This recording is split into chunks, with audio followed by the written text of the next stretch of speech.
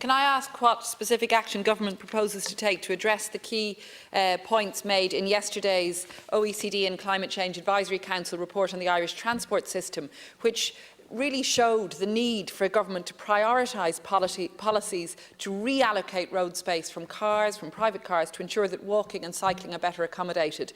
And I ask this knowing that although Minister Ryan outlined that he would be launching certain Pathfinder projects over the coming weeks, we saw no new initiatives for cycling in particular in the budget, and that was really disappointing. In Labour we had proposed a cycle to school scheme, which we've been proposing for some years now, that government would subsidise the cost of bikes for children in the same way that we've seen the very successful bike to work scheme operate. We also called for an old car scrappage scheme, where cars over 10 years old could be exchanged, essentially again subsidised for exchange for e-bikes or cargo bikes instead, to try and encourage to a far greater extent the reallocation of road space for cyclists. We saw no new initiatives for cycling from government in the budget. That was really disappointing, particularly in light of yesterday's report. I don't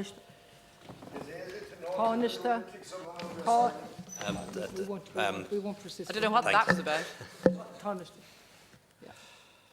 Thanks, Deputy. I think in fairness, in the past 2 years, nobody can say that there hasn't been a very significant investment in cycling facilities, improvements to paths, footpaths and pedestrian facilities. There's been huge investment, both through Minister Ryan's department and also through Minister Humphrey's department, in improving facilities for cyclists and footpaths and pedestrian facilities as well.